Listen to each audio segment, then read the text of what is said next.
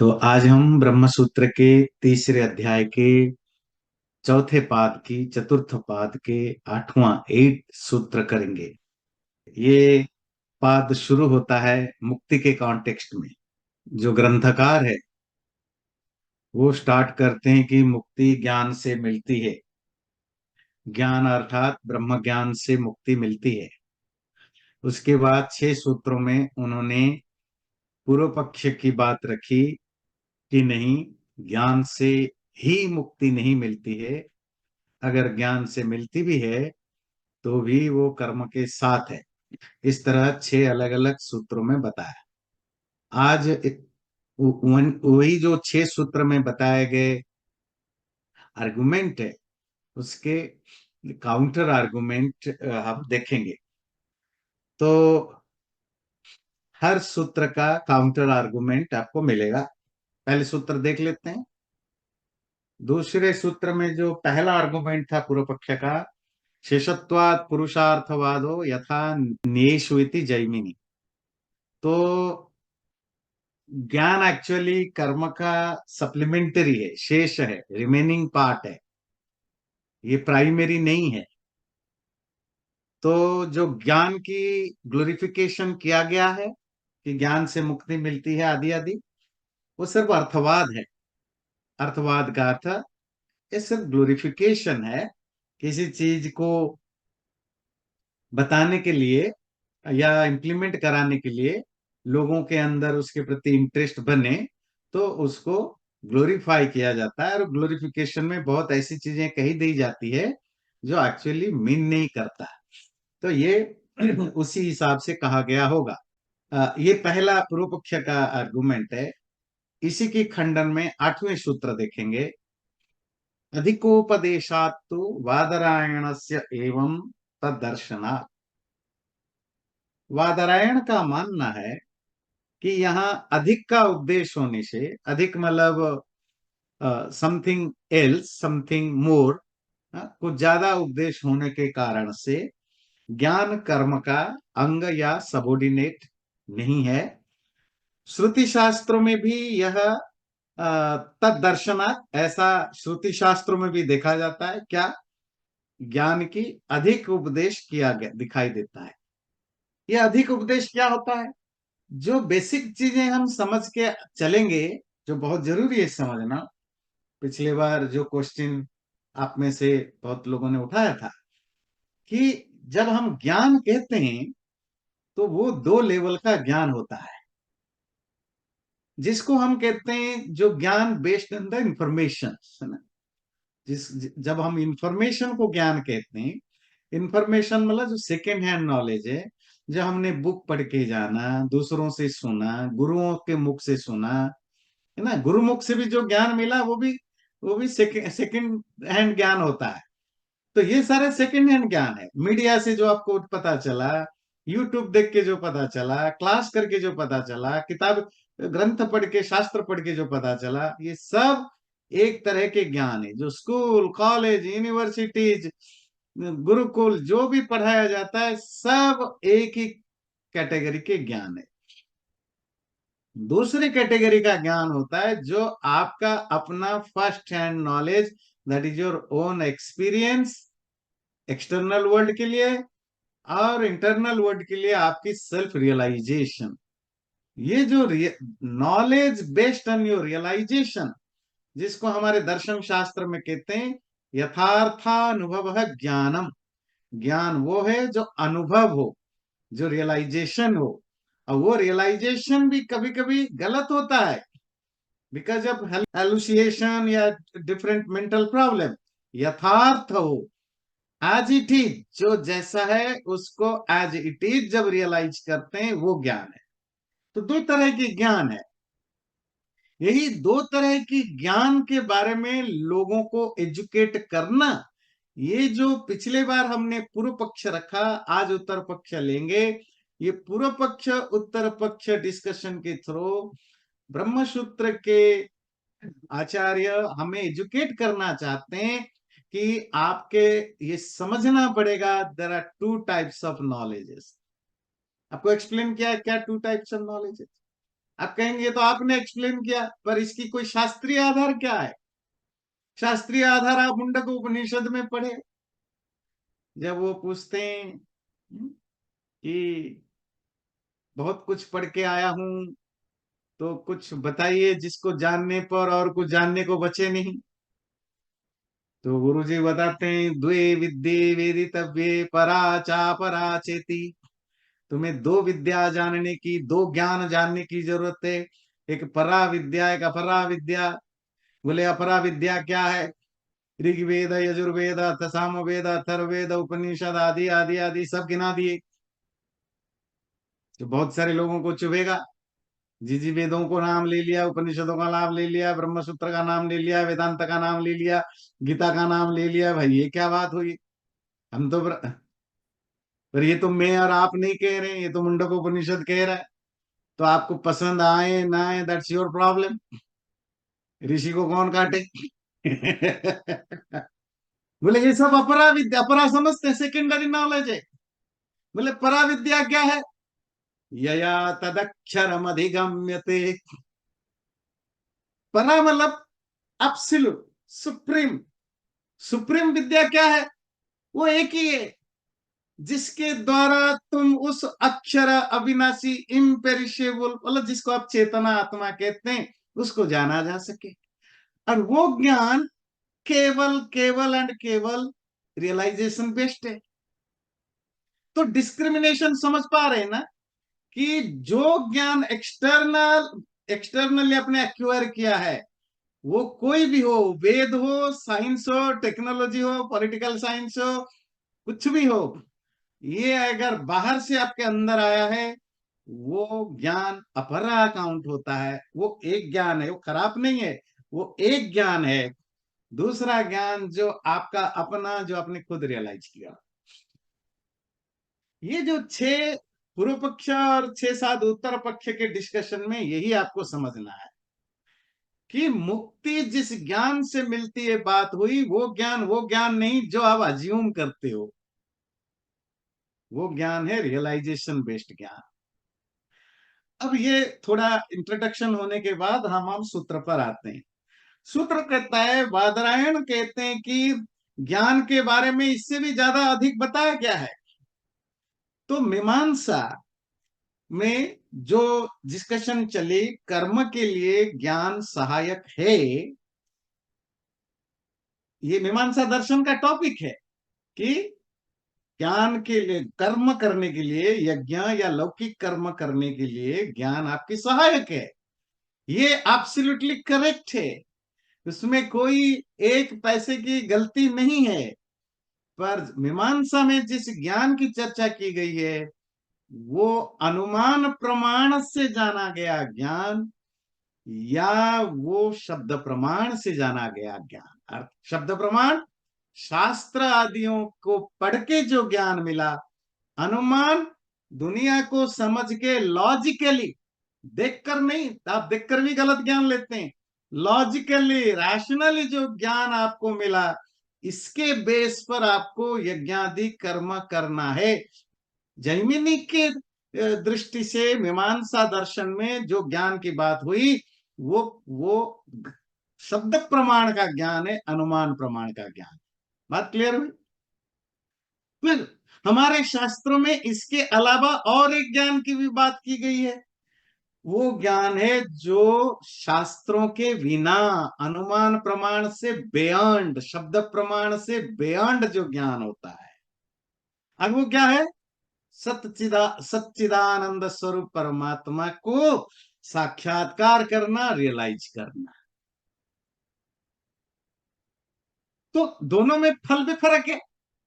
मीमांसा का जो ज्ञान है, जो कर्म को सबोर्डिनेट है, उससे स्वर्ग मिलता है, सुख मिलता है, अच्छा होता है। जो ब्रह्म ज्ञान, जो रियलाइजेशन बेस्ड ज्ञान है, उसका फल क्या है? मुक्ति है, निर्वाण है, मोक्ष है। तो ब्रह्मसूत्र वेदांत मुक्ति की बात करता है, और मुक्ति का कारण ज्ञान है। वो ज्ञान वो नहीं जो मीमांसा के द्वारा बताया गया, या आम लोग जिसको एज्यूम कर सकते हैं, अनुमान प्रमाण के बेस पर जिस ज्ञान की चर्चा की गई उसकी बात नहीं कर रहे हैं। हम बात कर रहे हैं रियलाइजेशन बेस्ड के ज्ञान की। और ये चीजें शास्त्रों में भी दिखाई देता है। कैसे? दो चार आपको कोट करेंगे। यत आत्मविदो विदुहु, मुंडकोपनिषद 2:2 न, वो जिसको आत्मज्ञानी जानते हैं, केवल और केवल, ओनली एंड ओनली जिसको आत्मज्ञानी, सेल्फ रियलाइजेशन करने वाले ही जानते हैं। मुंडकोपनिषद 3:2-7, तद विज्ञाने न परिपश्यन्ति धीरा आनंद रूपम अमृतम यद विभाति। धीर ज्ञानी योगी लोग जिसको अपने विज्ञान, विशेष ज्ञान से, अनुभूत अनुभव, सेल्फ रियलाइजेशन बेस्ड ज्ञान से उस आनंद स्वरूप, आनंद रूप, उस आनंद स्वरूप इमोर्टल परमात्मा आत्मा को जो जानते हैं।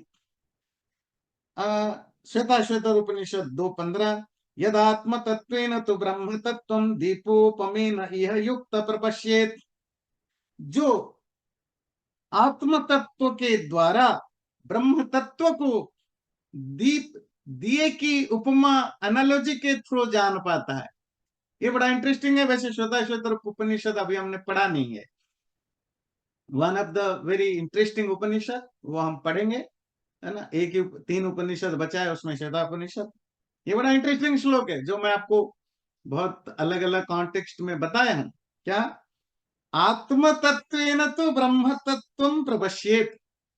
आत्मा को समझने के द्वारा, through the knowledge of self, you can know the ब्रह्म। ब्रह्म को जानोगे खुद के ज्ञान के द्वारा। कैसे? बोले दिया जैसा। यू नो दीपक, दीपक जब अंधेरा है, जब अंधेरा होता है घर में, दिया रखा भी हो, दिया भी नहीं दिखता है। और जब दिया को आप जलाते हो, उसमें 2 फंक्शन होता है। दिया खुद को प्रकाशित करता है, दिया जलने से दिया भी दिखाई देता है और बाकी चीजें भी दिखाई देते हैं। आत्मज्ञान, सेल्फ को जानने से, ध्यान दीजिए, सेल्फ को जानना दिए के समान है। अब खुद को भी जानोगे और उसी ज्ञान से आप परमात्मा को भी जानोगे। बोले दीपोपमेन, ये मेरा स्टेटमेंट नहीं, ये श्वेता श्वेतर उपनिषद को कोट कर रहा कहीं। ये एक अलग कॉन्टेक्ट है, पर ओवरऑल जो मैंने आपको 3-4 कोट किया उसका सिर्फ यही सार है कि हमारे शास्त्र में कर्म की सबोर्डिनेट या साथी के रूप में ज्ञान का वर्णन मिलता है।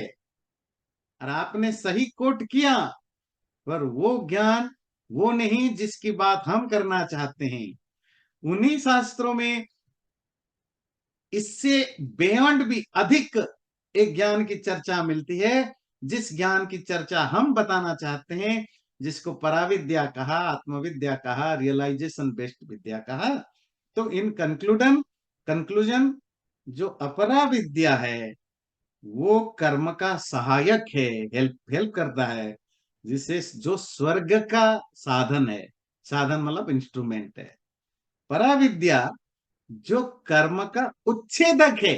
ये हम आगे पर उच्छेदक समझते हैं। अच्छा, ये बड़ी इंटरेस्टिंग चीज है। ज्ञान, एक ज्ञान जो आपके कर्म को नॉरिश करता है, पॉलिश करता है, बेटर बनाता है, वो ज्ञान कौन है? वही अनुमान और शब्द प्रमाण से जो ज्ञान मिला।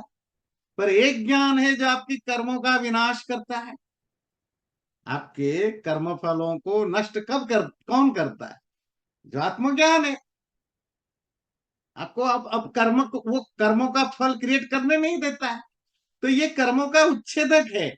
तो वो विद्या जो कर्मों का उच्छेदक है, उच्छेदक समझते हैं, डिस्ट्रॉयर, वो तो मोक्ष का साधन है। पर वो विद्या जो कर्म का सहायक है, वो स्वर्ग का साधन है। और इसीलिए ये सूत्र को दोबारा देख लीजिए। कितने अधिक उपदेशात तू, जिस ज्ञान की आप चर्चा कर रहे हैं उससे अधिक, उससे ओवर, उससे एवं भी एक ज्ञान की चर्चा है। और वही बात बादरायण का है, ऐसा तदर्शनात्, ऐसा शास्त्रों में भी मिलता है। नेक्स्ट सूत्र पर आते हैं। ओके, नेक्स्ट सूत्र समझने से पहले हम उसके पूर्व पक्षों को समझते हैं। यह है तीसरा सूत्र में था आचार दर्शनात्। इसमें कहा गया ज्ञान कर्म का अंग है। ज्ञान इज पार्ट और सबऑर्डिनेट ऑफ कर्म। इस तरह का वो प्रमाण मिलता है अलग अलग लिटरेचर में। उसके लिए एक मिनट में आपको उसकी कोटेशन दूं। यक्षमाणो वही भगवंतो अहमिति, जब ब्रह्म ज्ञान दे दिया महाराज अश्वपति ने प्राचीन शालादि ऋषियों को, ब्रह्म ज्ञान देने के बाद बोला अब मुझे आज्ञा दीजिए, मैं यज्ञ करने जाना है मुझे। इसी तरह जनक के बारे में आता है, जनक ओह वही वैदे हो बहुदक्षिणे न यज्ञ न इजे। जनक वैदेह होने पर भी, मुक्त आत्मा होने पर भी बहुत बड़ी बड़ी बड़े बड़े यज्ञ दक्षिणा के साथ किया करते थे। तो ये जो स्टेटमेंट है ये बताता है आचार, कि ब्रह्म ज्ञानियों के आचार में, प्रैक्टिस में यज्ञ हमेशा रहा है। इसका मतलब है कि कर्म जरूरी है। अगर ब्रह्म ज्ञान होने से मुक्ति हो जाती तो ये ब्रह्म ज्ञानियों को यज्ञ करने की क्या जरूरत थी। ये पूर्व पक्ष का क्वेश्चन था। अब इसके आंसर दे रहे हैं अगले सूत्र में। ये 9वां, तुल्यम तु दर्शनम। ओके, तुल्यम तु दर्शनम। हाँ, ठीक आपने कहा कि ब्रह्म ज्ञानियों के बारे में यज्ञ करने का रेफरेंसेस मिलता है, पर तुल्य भी तो मिलता है। तुल्य मतलब इक्वली भी मिलता है। इक्वली क्या मिलता है कि यज्ञ आदि नहीं करना, ब्रह्म ज्ञान हो गया तो यज्ञ आदि छोड़ो, इस तरह के भी रेफरेंसेस मिलता है। चलिए, तुल्यम का मतलब होता है इक्वल। श्रुति में अर्थात वैदिक शास्त्रों में ब्रह्मज्ञानियों के द्वारा यज्ञ करने का जो रेफरेंसेस मिलता है, इसके बेस पर जब आप कहते हो यज्ञ करना जरूरी है मुक्ति के लिए, पर ये हम नहीं मानते, क्योंकि उन्हीं श्रुति में ये भी उपदेश बराबर उसी इक्वली उपदेश मिलता है कि ब्रह्मज्ञानियों को यज्ञ आदि करने की जरूर या कर्म करने की जरूरत नहीं है। जैसे देखते हैं, मैं कोट कर रहा हूं आपको बृहदारण्यक उपनिषद 4:4-22, बहुत ही फेमस है। इवन आज भी इसकी यूज होता है, मैं समझाऊंगा। एवमेव प्रव्राजिनो लोकमिच्छन्त प्रव्रजन्ति। इस तरह प्रव्राजिन, प्रव्राजिन मतलब जो परिव्राजक होते हैं, जो घर परिवार छोड़ के चले जाते हैं, सन्यासी हो जाते हैं। लोकमिच्छन्त, संसार को त्यागते हुए ब्रह्मलोक की इच्छा करते हुए। लोक मतलब यहाँ ब्रह्मलोक ना, ब्रह्मलोक मतलब निर्वाण मुक्ति को चाहते हुए प्रव्रजंती, सब कुछ छोड़ के चले जाते हैं। एतद्धस्मै स्म वै तत्पूर्वे विद्वांसः प्रजां न कामयन्ते, किं प्रजया करिष्यामो येषां नो अयमात्मा अयं लोक इति। ते हस्म पुत्रैषणयाश्च वित्तैषणयाश्च लोकैषणयाश्च वित्तया यथ भिक्षाचर्यम चरंती। बृहदारण्यक उपनिषद 4:4-22। तो वो लोग क्या करते हैं, क्या सोचते हैं, ऐसे ज्ञानी विद्वान लोग, वो कहते हैं प्रजाम न कामयन्ते, उनको संतान की इच्छा नहीं है, they don't want any progeny. तो प्रजया, कोई उनको धन की इच्छा नहीं, they don't want any wealth. प्रजया किम करिष्याम, ये प्रोजेनी से, बच्चों से क्या करेंगे हम। ये शाम नोयम आत्मा अयम लोक इति, उनके लिए ये संसार, ये आत्मा, मतलब ये जो चीजें, ये सब यूजलेस है। फिर वो क्या करते हैं, ते हस्म पुत्रेश, फिर वो तीन ऐषणाएं, ऐषणाएं समझते हैं, डिजायर, इच्छाएं, इन तीन इच्छाओं को छोड़ के चले जाते हैं। कौन सी, पुत्र ईषणा। ऐषणा अपपुत्र, पुत्र मतलब सन नहीं होता, किसी भी वैदिक शास्त्र में पुत्र का अर्थ सन नहीं है। ये तो हमें मॉडर्न हिंदू और लेफ्टिस्ट लोगों के द्वारा पट्टी पढ़ाई गई। पुत्र एक एक जनरल वर्ड है। जैसे हमारे यहाँ पितृ श्राद्ध, पितृ तर्पण आदि शब्द से पिता नहीं होता, पिता च माता च पितरौ, माता पिता दोनों, पितृ ऋण, पितृ ऋण से बाप का ऋण नहीं होता है, माँ बाप दोनों का ऋण होता है। जैसे दंपति, दंपति से पति हस्बैंड नहीं होता, दंपति मतलब पति पत्नी दोनों होते हैं। तो ये संस्कृत व्याकरण के समास से एक शब्द रह जाता है। इसी तरह पुत्रश्च पुत्रिश्च पुत्रौ, जो प्रोजनी है, लड़का हो लड़की हो, जेंडर बियॉन्ड जेंडर, जो संतान है जो संतान है, प्रोजनी है, उसको पुत्र कहते हैं। पुत्रेषण, संतान पाने की इच्छा से दूर हो जाते हैं। वित्तेषण, धन कमाने की इच्छा से दूर हो जाते हैं। लोकेशण, नेम फेम पब्लिसिटी पाने की इच्छा से ऊपर हो जाते हैं। ऊपर होकर भी क्या करते हैं? भिक्षाचर्यम चरंती, भिक्षाचर्य करते हैं। भिक्षा तो समझते हैं ना, मांग के खाना खाते हैं। ये सन्यासियों का धर्म है, कर्म है। इसको आप सन्यासियों का धर्म, कर्म, है ना, ये व्यवस्था है। आज भी, आज भी कोई भी व्यक्ति सन्यास दीक्षा लेता है, जब उसका संस्कार होता है, मतलब सन्यास बनने से के लिए जो जो इनिशिएशन होता है, जो जो रिलीजियस प्रोसेस होता है, सेरेमनी, उसमें आज भी जब वो सन्यास दीक्षा ले लेता है अपने गुरु से, तो ये संकल्प करता है क्या, कि आज से मैं पुत्रैषणाम वित्तैषणाम लोकेशणाम च त्यक्ष्यामि, मैं आज से इन तीन इच्छाओं को त्यागता हूं। कौन इच्छा?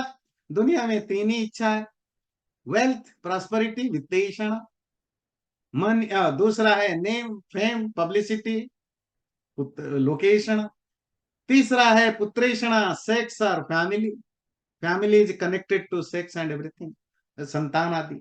ये तीन इच्छाएं, तीन इच्छाओं को त्यागता हूं। आज भी होता है। ये बृहदारण्यक उपनिषद को मैंने कोट किया कि वो ब्रह्मज्ञानी इन सब चीजों को छोड़ करके चला जाता है। तो यहां कर्म का निषेध किया कि ब्रह्मज्ञानी जो बनना चाहता है वो इन सब चीजों को छोड़ देता है। इसी तरह मैं बृहदारण्यक उपनिषद 4:4-15 को कोट कर रहा हूं। एतावदरे खल्लु अमृतत्वमिति होक्त्वा याज्ञवल्क्यो विजहार। जब याज्ञवल्क्य मैत्रेयी अपनी खुद की पत्नी मैत्रेयी को उपदेश कर रहे थे, उपदेश मतलब उनको सरमन्स दे रहे थे, अमृत प्राप्ति का क्या रास्ता है, अमृत मतलब इमोर्टैलिटी का, या जिसको आप कहते हैं लिबरेशन की, मुक्ति की क्या साधन है, जब वो उपदेश दे रहे थे, ब्रह्म ज्ञान का उपदेश दे रहे थे। साधन तो ब्रह्म ज्ञान है। ये सारा उपदेश देने के बाद जब उपदेश खत्म हो गया, उसके बाद बोलते हैं प्रव्रजिष्यन्यस्मि, मैत्रेयी अब मैं चला कहा, सन्यास के रास्ते पर, सबको छोड़ छाड़ करके। ऐसा कह करके याज्ञवल्क्य सब कुछ को रिनाउंस करके चले गए। तो जैसे आपने उधर उदाहरण दिया कि जनक और अश्वपति आदि ब्रह्म ज्ञान प्राप्त होने पर भी यज्ञ करते थे, ठीक उन्हीं उपनिषदों में दूसरे कॉन्टेक्स्ट में बताया गया कि ब्रह्म ज्ञानी या ब्रह्म ज्ञान को पाने की इच्छा रखने वाले लोग सांसारिक और वैदिक जो यज्ञादि कर्म है उन सबको छोड़ देते हैं, या छोड़ने की व्यवस्था है। जो कर्मानुष्ठान है, जो आपको नोट करना है, अश्वपति और जनक कौन थे? दोनों के दोनों गृहस्थ थे, सन्यासी भी थे, गृहस्थ सन्यासी थे, राजर्षि थे, ठीक है। याज्ञवल्क्य भी गृहस्थ थे, पर गृहस्थ जब तक रहे तब तक वो कर्म करते रहे। अब उनको गृहस्थ नहीं रहना, तो कर्म भी छूट छूट गया। तो कर्मानुष्ठान, कर्मों को करना, ये गृहस्थाश्रम से कनेक्शन रिलेटेड है। आत्म जिज्ञासु जब खुद को जानने की इच्छा करता है, उसके लिए हमारे शास्त्रों में संसार को, गृहस्थ आदि चीजों को छोड़ने का डिस्क्रिप्शन मिलता है। मैं ये नहीं कह रहा हूं कि छोड़ने का कमांड किया जाता है कि तुम्हें छोड़ना ही पड़ेगा ब्रह्म ज्ञान पाने के लिए, ये कहीं नहीं लिखा है। लिखा होता तो सारे ऋषि मुनि सब मैरिड क्यों मिलते हैं हमारे ऋषि मुनि, ये नहीं लिखा। पर ये डिस्क्रिप्शन मिलता है, ये वर्णन मिलता है ब्रह्म ज्ञानी हो जाने पर या ब्रह्म ज्ञान की जब तड़प होता है तो वो नेचुरली अपने फैमिली वगैरह से डिस्कनेक्टेड हो जाते हैं। कर्म की जरूरत, कर्म मतलब यज्ञ, उपासना आदि, ये भी कर्म ही है। स्पिरिचुअलिटी में भी, ब्रह्म ज्ञान के कॉन्टेक्स्ट में भी कर्म की जरूरत होती है, आचार शुद्धि, चित्त शुद्धि, मन शुद्धि आदि के लिए।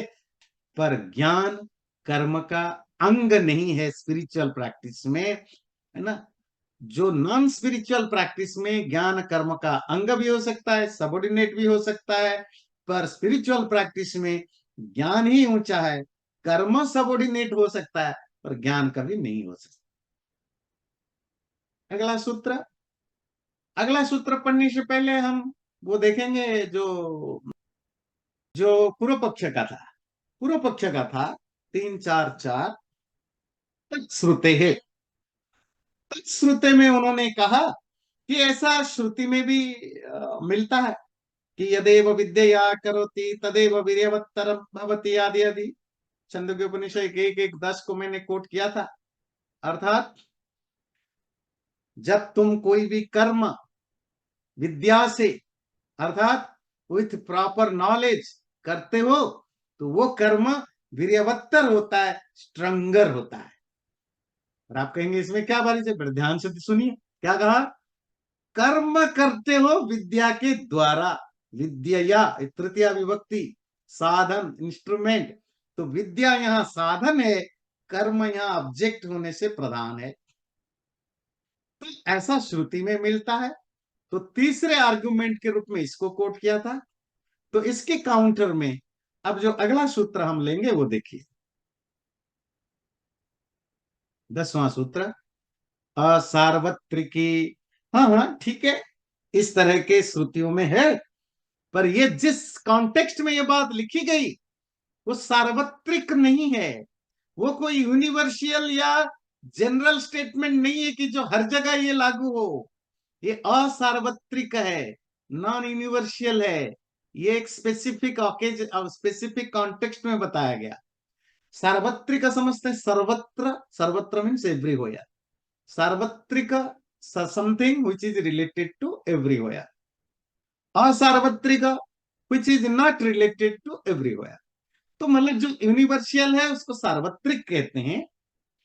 असार्वत्रिक जो यूनिवर्सल नहीं है, एक स्पेसिफिक कॉन्टेक्स्ट में कोई बात की गई है। ये जो विद्या करो इत्यादि बताया गया वो एक स्पेसिफिक कॉन्टेक्स्ट है, उद्गीत उपासना, जो छंदोग्य उपनिषद में आता है। ओम इते तत अक्षरम उद्गीतम उपासित। ओम को छंदोग्य उपनिषद किस वेद से रिलेटेड है? सामवेद से। सामवेद की जो लिटरेचर है उसमें ओमकार को क्या बोला जाता है? उद्गीता। नहीं, तो ओमकार को उद्गीत के रूप में उपासना करो, ऐसा वहां आता है। और वो पूरी जो पूरा जो पैसेज है उसकी नाम है उद्गीत उपासना। तो उस उद्गीत उपासना के कॉन्टेक्स्ट में कहा गया, ये जो तुम उपासना कर रहे हो, ध्यान दीजिए, ये जो तुम उपासना कर रहे हो इसको विद्या के साथ समझ के, जान के, जैसे अभी मैंने राजगोपाल जी का क्वेश्चन का आंसर में कहा कि जब तक आपकी श्रोत्रियता ना हो, शास्त्राध्ययन ना हो तो कर्म पूरा नहीं होता है। तो वही विद्या है, सोच के, समझ के, ज्ञान के साथ करने से ही वो स्ट्रंगर होता है।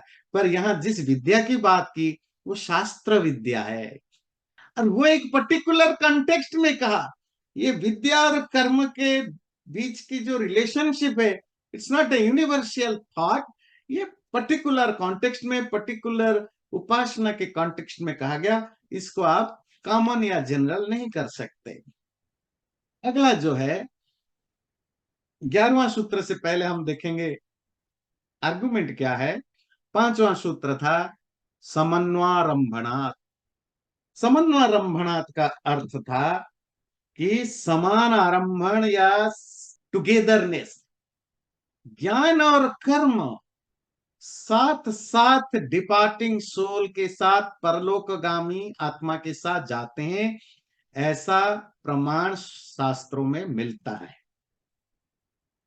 तो ज्ञान अकेला मुक्ति का साधन नहीं हो सकता अगर ज्ञान को मानो भी।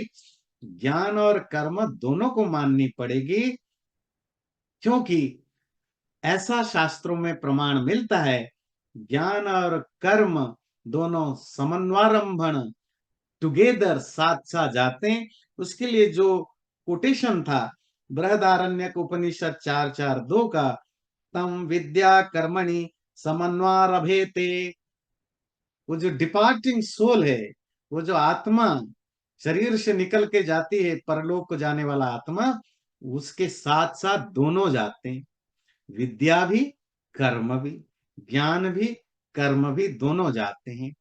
तो इसका मतलब कर्म भी जरूरी है, ये पूर्व पक्ष का विचार था। उसी की काउंटर में जो अगला सूत्र हम करेंगे, 11वां सूत्र, विभाग शतवत्। ये विभाग, विभाग कहते हैं डिवीजन, शत कहते हैं 100, 100 के डिवीजन के तरह ये बात है। 100 का डिवीजन क्या है? किसी राजा ने अपनी नौकर को बोला, राम और कृष्ण को 100 रुपए दे दो। दोनों 100 रुपए कैसे लेंगे? दो तो अलग अलग लोग हैं। तो 50-50 विभाग, विभाग मतलब डिवीजन होता है। या आप कहेंगे 4 लोगों को 100 रुपए दे दो, तो वो जिस जिस नौकर का आपने बोला या ऑफिसर को बोला, वो जाएगा उसको 4 डिवीजन करेगा, 25-25-25 करके देगा। तो शत का, 100 का जैसे विभाग या डिवीजन होता है, इसी तरह यहां भी ये जो विद्या और कर्म आत्मा के साथ जाते हैं, जो कॉन्टेक्स्ट बोला, इसमें भी डिवीजन अलाउ है, इसमें भी डिवीजन समझना। तो वो डिवीजन मैं आपको दो अलग अलग एंगल से बताऊंगा, है ना, दो अलग अलग एस्पेक्ट से। पहला डिवीजन, विद्या अपने आप में दो तरह की डिवीजन है। अभी अभी बताया था कि वो द्वे विद्ये वेदितव्ये परा च परा चेत, परा च परा चेति, मुंडक उपनिषद को कोट किया ना। तो हमारे शास्त्रों में विद्या का डिवीजन है, एक अपरा विद्या, एक परा विद्या। और ऐसा नहीं कि मुंडक उपनिषद में, आप कठोपनिषद में देखिए, जब नचिकेता यमराज से, आचार्य यम से पूछता है, अस्तित्व के नास्तित्य परे, कुछ लोग कहते हैं वो आत्मा है, कुछ लोग कहते हैं वो आत्मा नहीं है, क्या सच है वो बताइए। तो यमराज उपदेश कहां से स्टार्ट करते हैं? वो आत्मज्ञान नहीं देते हैं, वो कहते हैं देखो, उसमें दो तरह की ज्ञान है, श्रेयश्च प्रेयश्च, एक श्रेय ज्ञान एक प्रेय ज्ञान। जो जो नॉर्मल लोग हैं, जिनको अपनी इच्छाएं पूरी करनी है, इच्छाएं समझते हैं, अपनी डिजायर्स को पूरी करने हैं, वो प्रेय विद्या के साथ जाते हैं। प्रेय मतलब जो जो डिलाइटफुल है, जो मजा आए, जिसको अच्छा लगे, प्लेजरेबल विद्या, है ना। नहीं, जो कुछ भी हम और आप प्रोफेशनली पढ़ते हैं वो प्लेजरेबल है, कि इनसे हमें फिजिकली, मेंटली, ईगो ईगो को सेटिस्फाई करना, फाइनेंशियली हमें वो सेटिस्फाई करता है ना। नहीं, और एक होता है श्रेय, जो प्लेजरेबल बिल्कुल नहीं है, पर श्रेय है, बेस्ट है, तुम्हारे वेलफेयर के लिए बेस्ट है। वो क्या है? वहां भी बताया। ये प्रेय क्या है? ये जो सारा संसार के जितने भी ज्ञान है, इंक्लूडिंग वेद आदि शास्त्र और विज्ञान कला आदि, ये सब प्रेय विद्या है, प्लेजरेबल विद्या है। अश्रेय क्या है? जिससे आप तुम परमात्मा को, आत्मा को समझ सकते हो। यही चीज ईशोपनिषद में कहा, विद्याम च यस्तद्वेदो भयम सह अविद्या मृत्युम तीर्त्वा विद्या मृतम अश्नुते। अविद्या और विद्या दोनों को साधना, वहां अविद्या का अर्थ इग्नोरेंस या नॉलेज नहीं है ईशोपनिषद में। जो विद्या नहीं है, विद्या क्या है? Self realisation. There are two types of knowledge, one is what is the self realisation, other one which is not self realisation, that is the common vidya. तो विद्या, वो अविद्या उसी कंटेक्स्ट में वहां यूज हुआ, वह इल्यूजन के अर्थ में नहीं हुआ। तो दोनों जानना जरूरी है। आप कहेंगे, आप कैसे कहेंगे कि वहां अविद्या का अर्थ इल्यूजन के रूप में यूज नहीं हुआ? क्योंकि ईशोपनिषद कहता है कि हर मनुष्य को दोनों जानना जरूरी है, विद्या भी अविद्या भी। विद्याम च अविद्याम च यस्तद्वेद उभयम सह, जो दोनों को जानता है वो अविद्या से मृत्यु को पार करता है, अपनी लाइफ की सस्टेनेबिलिटी को बढ़ाता है, अपनी लाइफ को सेव करता है। अविद्या से तो यही होता है। हाँ, विद्या अमृतमश्नुते, विद्या सेल्फ रियलाइजेशन से अमृत को, जिसको हम मोक्ष की चर्चा कर रहे हैं, प्राप्त करता है। तो ये मैंने आपको 3 उपनिषद को तो वैसे ही कोट किया। तो मतलब हमारे यहाँ शास्त्रों में विद्या को डिवाइड किया गया है, डिवीजन है, एक ही विद्या नहीं है। मुंडक उपनिषद के ऋषि के भाषा में द्वे विद्या वेदितव्य, तुम्हें दोनों विद्या जाननी है। तो ये डिवीजन है। तो यही कह रहे हैं कि विभाग है। आप जो जो आपने एग्जाम्पल दिया, विद्या कर्मणि समन्वयरभेते, बृहदारण्यक उपनिषद 4:4-2 को कोट करके कहा, मरने के साथ विद्या और कर्म दोनों साथ साथ जाते हैं। पर आपको हम आपको क्या काउंटर कर रहे हैं, आप जिस विद्या की बात कोट कर रहे हो हम उसमें डिसएग्री नहीं कर रहे हैं, पर जो आप नहीं समझ रहे हो, विद्या का विभाग है, डिवीजन है। वहां जिस विद्या की बात की गई, वो बात किसकी की गई? जो जो ज्ञान रखता है। तो नॉर्मली जब हम लॉ ऑफ कर्म सिद्धांत की चर्चा करते हैं, उसमें हम क्या करते हैं, मरने के साथ आत्मा के साथ क्या जाता है? आपके कर्मों के संस्कार, ज्ञान के भी संस्कार जाते हैं कि नहीं जाते हैं? आप देखते हैं 2.5 साल का बच्चा सॉफ्टवेयर इंजीनियरिंग में मास्टर के ज्ञान रखता है, 3 साल का बच्चा मैथमेटिक्स में एक्सपर्ट बन जाता है, तो 2-2.5 साल का बच्चा कितना खूबसूरत गाना संगीत गाता है। ये कहां से आया? ये विद्या ट्रांसफर हुआ कि नहीं हुआ? तो कर्म और विद्या दोनों जीवात्मा के साथ जाते हैं। पर ये विद्या कौन सी विद्या है? ये विद्या का अपरा विद्या, श्रेय विद्या, अविद्या, अभ्युदय, इस इन नामों से जो हमारे शास्त्र में बताया गया, जो जो दूसरी लेवल की विद्या है, वो विद्या की बात यहाँ की गई। और हम जो कहते हैं मुक्ति का साधन विद्या है, वो विद्या जो दूसरी टाइप की है, परा विद्या, श्रेय विद्या, विद्या, निश्रेयस विद्या, इन नामों से जो जाना गया, हम उसकी बात कर रहे हैं। बात क्लियर हुई? 2 तरह के डिवीजन। पर ये इस सूत्र का एक एंगल से व्याख्या है। दूसरे एंगल से व्याख्या जो हमारे ऋषि आचार्य लोग व्याख्या करते हैं, वो कहते हैं कि जैसे 100 आपने कहा कि 100 रुपए 2 लोगों में दे दो, तो वो 50-50 करके देते हैं। 4 लोगों में दे दो 25-25 करके देते हैं। इसी तरह विद्या कर्म आत्मा को फॉलो करता है।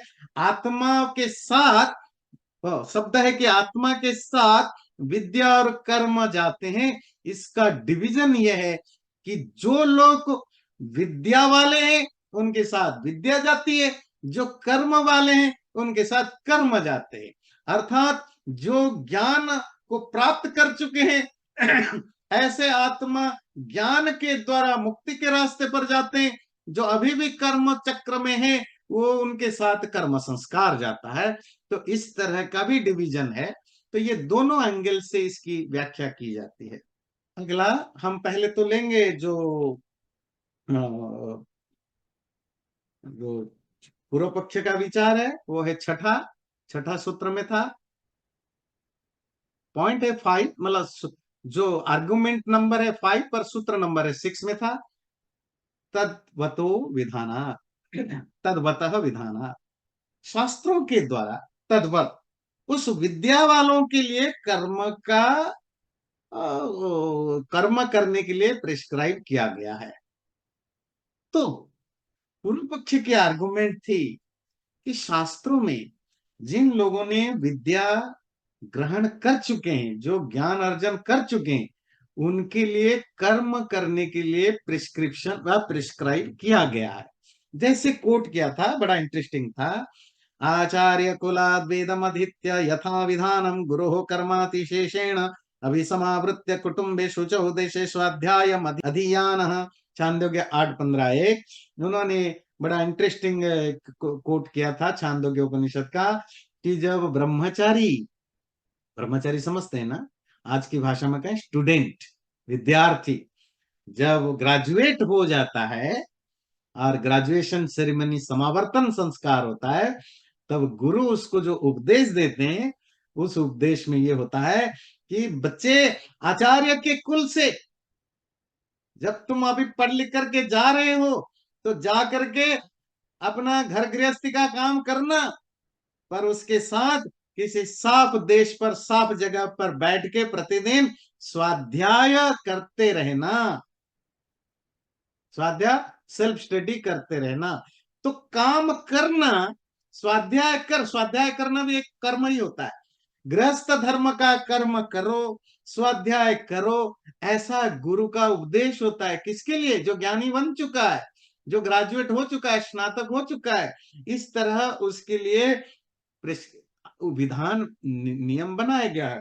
ये आर्गुमेंट था पूर्व पक्ष का। इसके आंसर में जो सूत्रकार कहते हैं, सूत्र संख्या 12 में, अध्ययन मात्रवतः, अरे भाई, वो तो सिर्फ जिस व्यक्ति को ये बताया गया कि घर में जाकर काम धंधा भी करना और स्वाध्याय भी करना, वो ब्रह्मज्ञानी नहीं, वो जस्ट अध्ययन ही जस्ट फिनिश किया है, नथिंग एल्स। अध्ययन का डेफिनेशन है अर्थ सहित शास्त्रों को जानना। अध्ययन वाला स्टडी, हमारे यहाँ जो स्टडी, अध्ययन को डिफाइन किया जाता है, किसी भी चीज को अर्थ के साथ समझना, अंडरस्टैंडिंग द बुक और text with proper accurate meaning. Suppose आप वेद पढ़ रहे हो, सपोज आप वेदांत पढ़ रहे हो, तो वेदांत को समझ, अध्ययन का क्या मतलब है? आप उस सूत्र को अर्थ के साथ समझ रहे हो। वेद अध्ययन करने का क्या मतलब है? वेद को अर्थ के साथ पढ़ रहे हो, समझ रहे हो। मतलब समझना, पढ़ना और समझना, और समझने के लिए गुरु की जरूरत है। अब इंजीनियरिंग पढ़ रहे हो का क्या मतलब है? जो आप पढ़ रहे हो, जो बुक में लिखा है जो है, उसको समझ रहे हो, और प्रोफेसर का काम है कि to help you to understand it. इसी को अध्ययन कहते हैं। और जो ब्रह्मचारी है, वो आचार्य कुलात, शब्द क्या है? वेदम अधीत्य, वेदों को अध्ययन वो किसने क्या किया? सिर्फ शास्त्रों को पढ़ा है, अध्ययन किया है। वो ब्रह्मज्ञानी नहीं है, वो वो सिर्फ शास्त्रों को पढ़ के गया है। अब वो अध्ययन मात्र, मात्र समझते हैं, only, merely, he just learn the scriptures, nothing else. ऐसे व्यक्ति के लिए गुरु का उपदेश है कि जब शास्त्र पढ़ के जा रहे हो, उनको और भी पढ़ते रहना, सीखते रहना, घर का काम करना। ये किसी ब्रह्मज्ञानी के लिए उपदेश नहीं था, ये मेरे लिए, स्क्रिप्चर को पढ़े हुए व्यक्ति के लिए उपदेश था। आगे चले, अगला है नंबर 13। छोटे छोटे हैं, बड़े जल्दी हो जाते हैं। तो 13 जानने से पहले हम जाएंगे, जो इसकी जो काउंटर वो था, वो है छठा आर्गुमेंट और 7वां सूत्र में, नियमाच। ये इस तरह के रूल्स भी हैं। रूल्स क्या है कि कर्म करने के लिए रूल्स क्या है? तो पिछली बार हमने ये डिस्कशन किया था, दो चीजें।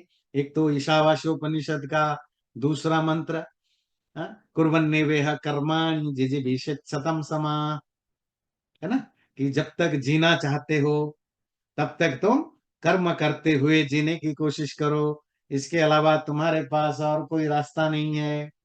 फिर शतपथ ब्राह्मण 12:4-1-1 में आया था, ए तद वही जरा मरियम सत्रम यद अग्निहोत्रम, ये जो अग्निहोत्र है, सुबह शाम करने वाला यज्ञ, ये तो तुम्हें मृत्यु तक करते रहना है। तो इस तरह के नियम बनाए गए, रूल्स बनाए गए शास्त्रों में कि कर्म तो करना पड़ेगा। तो इसीलिए कर्म से ही मुक्ति का साधन होगा, ज्ञान के बारे में तो ऐसा नहीं है। तो ये जो पूर्व पक्ष का आर्गुमेंट था, उसका अगले ये जो हम देख रहे हैं, उसमें आपको काउंटर मिलेगा। 13वां सूत्र है, न अविशेषात। हाँ, वहां जो कुर्वन्नेवेह कर्माणि आदि का जो स्टेटमेंट है, वो अविशेष था। वो कोई स्पेसिफिक इंस्ट्रक्शन नहीं था कि इसको करना है, वो एक जनरल स्टेटमेंट था। अब स्पेसिफिक इंस्ट्रक्शन के एब्सेंस में ये इसकी कोई वैल्यू नहीं है इस टॉपिक में। जनरल स्टेटमेंट क्या है? कि हर व्यक्ति को काम करना चाहिए, और जब तक जिंदा है तब तक काम करना चाहिए। इसे जनरल स्टेटमेंट है। पर ये थोड़े का है कि जो ब्रह्म ज्ञानी हो जाए या ब्रह्म ज्ञान मिल जाए उसके लिए कर्म करना जरूरी है, कर्म किए बिना ब्रह्म, ये नहीं है। ये एक जनरल स्टेटमेंट है। कोई ब्रह्म ज्ञानी हो भी जाए जरूरी है, क्यों? क्योंकि जितने दिन तक जिंदा रहे, जैसे आपने गीता में पढ़ा ना, कृष्ण क्या कहते हैं, मुझे काम करने की जरूरत नहीं है, तब भी मैं क्यों करता हूं? लोक संग्रहार्थम।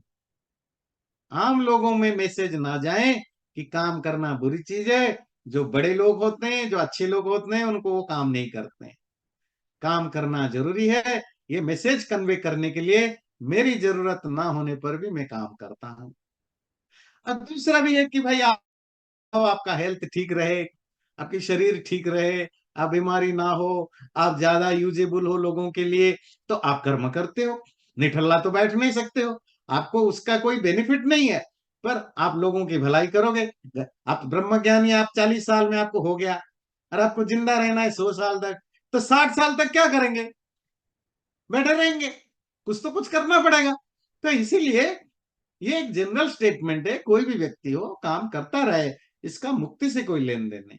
और इसी पूर्व पक्ष की स्टेटमेंट का और एक सेकंड सूत्र में भी आगे कंटिन्यू करेगा, और वह है स्तुतये अनुमतिर्वा। और दूसरा, ये जो कुर्वन्नेवः कर्माणि जो स्टेटमेंट है, वो स्तुति के लिए भी है। स्तुति ग्लोरिफिकेशन के लिए। किसके ग्लोरिफिकेशन के लिए? यहां तो दिया नॉलेज की नहीं, एक्चुअली वो कर्म की ग्लोरिफिकेशन के लिए उसको कहा गया। कर्म करना चाहिए, ये स्टेटमेंट कर्म का महत्व या ग्लोरीफाई करता है कि कर्म करना जरूरी है। उसके बिना you have no option to survive और टू बी हेल्दी। इवन आपको स्पिरिचुअल प्रैक्टिस करना भी है, वो भी कर्म ही होता है। तो कर्म के बिना आप जी नहीं सकते हो। ये गीता में भी आपने पढ़ा, ईशावास्योपनिषद में भी पढ़ा। तो ये सब होता है, इसीलिए उसकी ये स्तुति की जाती है। और अनुमति का जो अनुमति मतलब परमिशन, ईशावास्य उपनिषद भी एक स्पिरिचुअल बुक है, मतलब आध्यात्मिक ग्रंथ होने से उसमें ब्रह्म ज्ञान के संबंध में भी अगर आप इसको जोड़ोगे कि ये इसका मीनिंग ये है, इवन आप ब्रह्म ज्ञान की रास्ते पर हो, you are in the process of Brahma gyan, और you are already realised it, still आपको कर्म करना है अनासक्त, है ना, डिटाच्ड होकर के। बाकी लोग आसक्त होकर कर्म करते हैं, कुछ फल की इच्छा से करते हैं, वो बुरी चीजें नहीं है। ध्यान रखिए, ये आजकल हमारी बीमारी हो गई है, हर चीज को क्रिटिसिज्म। किसी भी शास्त्र में नहीं लिखा कि इच्छा के साथ काम मत करो, अटैचमेंट के साथ कम मत करो, नहीं लिखा है। ये हम गलत बोलते रहते हैं, लोगों को सबको स्पिरिचुअल बनाना है। हम करोड़ों लोगों को सीधा से क्रिश्चियन की तरह, मुसलमानों की तरह सबको मोक्ष दिलाने की ना बड़े गंदे कोशिश करते रहते हैं। आप अगर नॉर्मल लाइफ में जीते हैं, आपके लिए ये जरूरी है।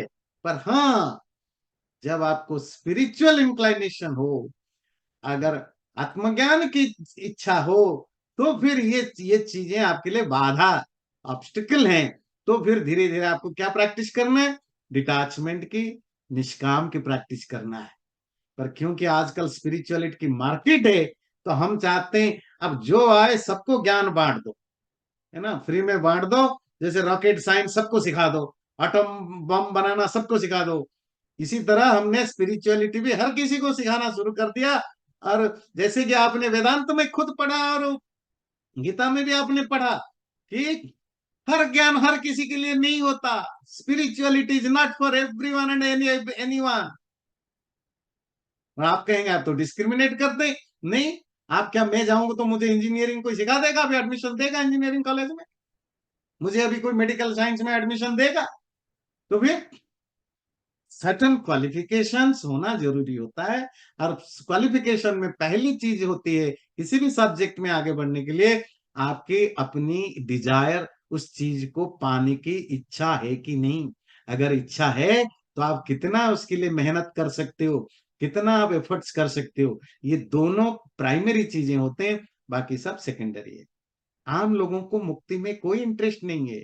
हम जबरदस्ती बाबा लोग, धर्माचार्य लोग उनको भड़का भड़का करके इन्वोक करते करते उनके दिमाग में डालते रहते हैं, फिर इनके अंदर गिल्ट फीलिंग पैदा करते हैं। वो फिर करते क्या है, हिपोक्रेट बन जाते हैं। ना इधर का होते हैं ना इधर के होते हैं। घर गृहस्थी भी फिर क्वेश्चन क्या पूछते हैं, जी देखो मैं घर गृहस्थी वाला है। अरे किसने कहा तुझे मोक्ष पाने के लिए? एंजॉय करो ना फैमिली लाइफ, बस धर्म का पालन करो। धर्म समझते हैं, हमारे यहाँ धर्म को गुरुत्व दिया गया, मोक्ष को नहीं। धर्म मतलब बी ऑनेस्ट, बी जो भी, जो धर्म की जो भी आप जानते हैं, धार्मिक बनो, that is more than enough. हाँ, जिस दिन तुम्हारे अंदर नेचुरल वो आए तो डेफिनेटली आप उसमें जाओ, पर आम लोगों को जीने दो। उनको अपनी, सारे धर्माचार्यों का एक ही काम होना चाहिए था कि वो धर्म की शिक्षा दे। पर मोक्ष ज्यादा ल्यूरेबल है, अट्रैक्टिव है, भक्त बनाने का आसान तरीका है। धर्म के, आपको पता है धर्म की प्रवचन जब शुरू हो जाएगा ना, धर्माचार्य देने लगेंगे कि भाई करप्शन नहीं करना, करप्शन करना पाप है, ये करना पाप है, तुम कितने भी गंगा में नहा लो, अगर पाप करोगे तो मुक्ति नहीं मिलने वाली। कोई भक्त नहीं बनने वाला, कोई कोई कोई चेला नहीं बनने वाला। तो ये मुक्ति एक इजीएस्ट वे है to get more and more followers. But ये एक बहुत रेयरेस्ट चीजें हैं, ये मास्टर डिग्री है, पीएचडी डिग्री है। उन्हीं लोगों को जाना चाहिए जो सीरियसली उसमें इंटरेस्ट है। बाकी पढ़े हर कोई लोग, ट्राई हर लोग कोई ट्राई करे, पर इससे रेयर। ओके, तो मैं कंक्लूड करता हूं।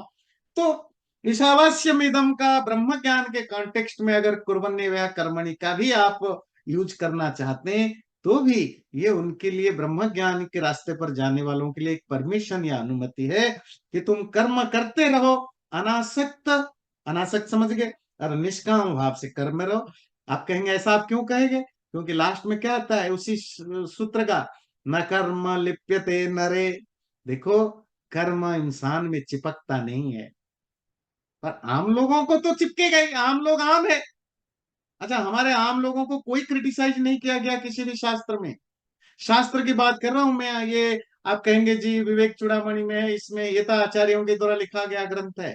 मैं वेद उपनिषद दर्शन शास्त्रों में काम्य कर्म हमारे यहाँ बुरा नहीं माना गया। यज्ञ भी काम्य यज्ञ है। उस दिन मैं आपको बता रहा था, काम नित्य नैमित्तिक काम्य, तीन तरह के कर्म होते हैं, तीन तरह के यज्ञ होते हैं। हमने अविद्या की निंदा, अविद्या मतलब इग्नोरेंस नहीं, इग्नोरेंस की तो निंदा है, प्रेय विद्या, अविद्या या अभी जो अपरा विद्या। देखिए हमारे ऋषि कितनी सोच समझ के वर्ड यूज करते हैं। उन्होंने जो जो सांसारिक विद्या को अधम विद्या ऐसा शब्द नहीं यूज किया, खराब विद्या क्या यूज किया, अपरा। और ये शब्द बहुत इंटरेस्टिंग शब्द है। परा समझते हैं, सुप्रीम। अपरा, which is not supreme, that's it. One is supreme knowledge, one is not supreme knowledge. It doesn't say it is ये बहुत खराब नॉलेज है, नहीं, क्योंकि उनको पता है इसकी भी जरूरत है। और शायद ये बीमारी आज की नहीं, जो बीमारी की बात मैंने की, ये ह्यूमन नेचर हो सकता है। तभी ईशावास्य उपनिषद में वो कहता है ना, बड़ा इंटरेस्टिंग, में कंक्लूड करता है क्या हो, अंधम तमः प्रविशन्ति ये विद्यामुपासते ततो भूय एव यौ विद्यायाम रतः। है ना, जो लोग अविद्या, अविद्या मतलब अज्ञान नहीं, है ना, जो सांसारिक विद्या में, जो आप लोग सब पढ़े लिखे हो, जिन सारी दुनिया जिसमें है, सांसारिक विद्या में जो फंसे रहते हैं वो अंधेरे में गिरते हैं डेफिनेटली। पर अगला श्लोक तो रिवोल्यूशनरी है, चुभेगा क्या, ये ततो भूय इव यह तम, उससे भी गहरे अंधेरे में वो गिरते हैं, कौन, जो विद्या आत्मज्ञान में पड़े रहते हैं। फिर कहेंगे उन्होंने क्या आत्मज्ञानी को क्रिटिसाइज किया, नहीं, अगला सूत्र बताया, अन्य देवाहुर विद्या अन्यदाहुर विद्या। आत्मज्ञान का अपना फल है, संसारिक ज्ञान का अपना फल है। जो दोनों को साधता है वही व्यक्ति रियल होता है। वो अविद्या से सांसारिक चीजों को पार पाता है, मृत्यु को पार पाता है, विद्या से अमृत को पार कर। हमारे ऋषि मुनि तो मैटेरियल स्पिरिचुअल दोनों को साथ लेकर चलने वाले रहे हैं। ये एब्सोल्यूट स्पिरिचुअल तो नए जमाने की नई, मेरे मेरी अंडरस्टैंडिंग में बीमारी हमने कल्टीवेट की है। उससे हुआ क्या, सोसाइटी ज्यादा करप्ट हुआ, ज्यादा हिपोक्रेट हुआ, इंस्टेड ऑफ की वो धार्मिक होते। धार्मिक समझते हैं धृति, क्षमा, दम, अस्तेय, है ना। अपने कैरेक्टर को ठीक करते, अपने माइंड को ठीक करते, अपने अपने कंडक्ट को ठीक करते। वो तो हमने उन पर काम नहीं किया। चलिए हम कंक्लूड कर दें। तो इस तरह ये बहुत ही इंटरेस्टिंग डिस्कशन है। ये ज्ञान कर्म का डिबेट अभी आगे और चलता रहेगा। तो अभी हमने ये जो 6 प्राइमरी कंसर्न था उसका समाधान यहाँ तक हो गया। आगे हम, अभी समर ब्रेक तो रहेगा, हम जब अगस्त में ज्वाइन करेंगे फिर यहीं से कंटिन्यू करेंगे जहां 14 से न्यू करेंगे। चैनल को सब्सक्राइब जरूर करें और वीडियो अच्छा लगे लाइक भी जरूर करें।